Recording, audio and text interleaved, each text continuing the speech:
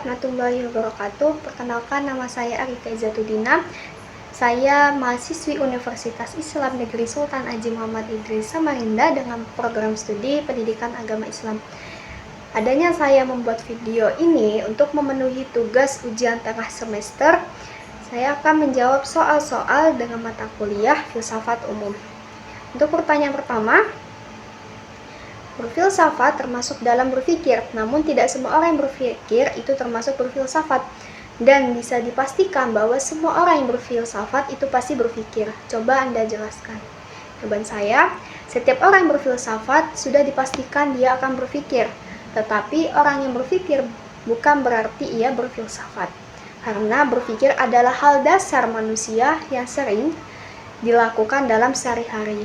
Seperti seseorang yang berencana membeli makan saat jam istirahat datang, mencemaskan seseorang atau sesuatu, dan berfilsafat melibatkan refleksi kritis, analisis, sistematis, dan eksplorasi pertanyaan besar seperti apa itu kebenaran.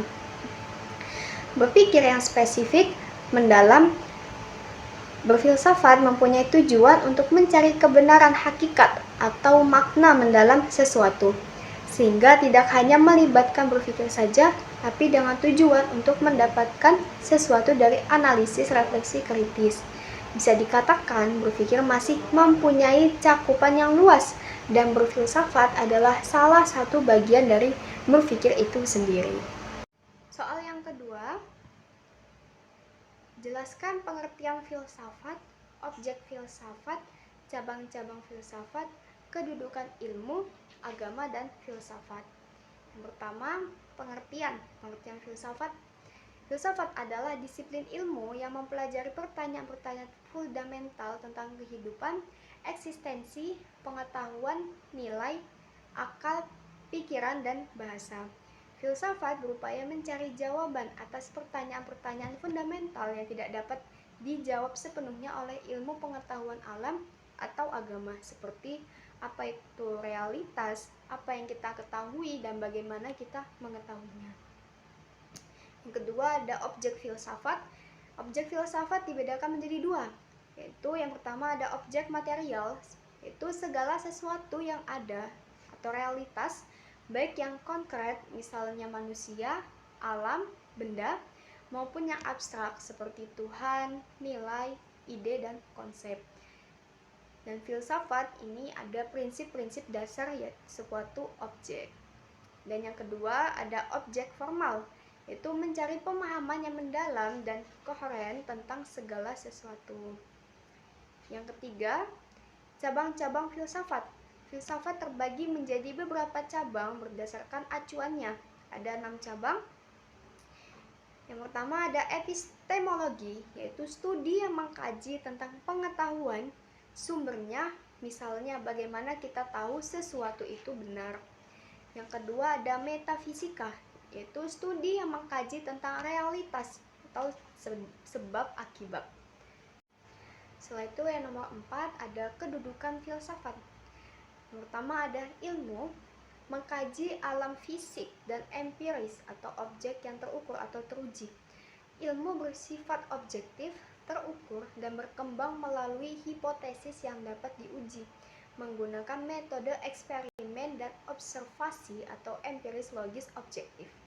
Kedua ada agama, merupakan sistem meyakinkan spiritual, moral, dan ritual yang sering didasarkan pada wahyu, kitab suci, atau pengalaman pribadi. Filsafat dapat menganalisis agama secara kritis, seperti melalui filsafat agama untuk mengeksplorasi argumen keberadaan Tuhan atau konflik antara iman dan akal. Lalu ada filsafat menanyakan pertanyaan-pertanyaan mendasar yang mungkin tidak dapat dijawab sepenuhnya oleh ilmu yang terbatas pada empiris atau agama yang sering bergantung pada iman. Soal yang ketiga, pada perkuliahan Anda telah pelajari sejarah filsafat. Coba Anda buatkan tabel, deskripsikan sejarah filsafat disertai tokoh dan dengan identifikasi pemikirannya. A. Masa Yunani kuno, B. Masa Yunani klasik, C. Masa abad pertengahan, D. Filsafat Islam. Yang pertama, Yang A, masa Yunani kuno sekitar 600 sampai 400 sebelum Masehi atau pra-Sokrates, dengan tokoh Thales, Anaximander, Heraklitus, Parmenides, Demokritus. Mereka fokus pada kosmologi dan analogi.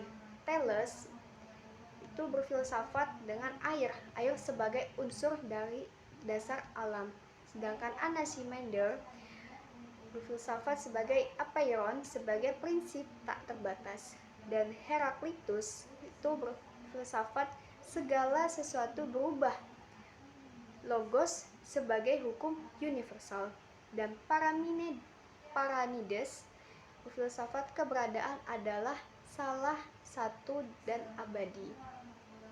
Dan Empedocles mempunyai berfilsafat 4 unsur, yaitu api, air, tanah, dan udara.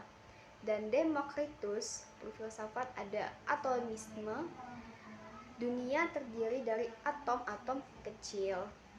Dan B, masa Yunani klasik sekitar 400 sampai 300 sebelum Masehi, dengan tokoh Sokrates, Plato, dan Aristoteles. Tokoh Sokrates berfilsafat metode dialektik, pengetahuan diri, dan etika. Dan Plato berfilsafat teori ide, dunia ideal versus dunia indra, republik ideal. Dan Aristoteles mempunyai filsafat logika, metafisika, etika, politik, biologi, substansi sebagai bentuk dan materi.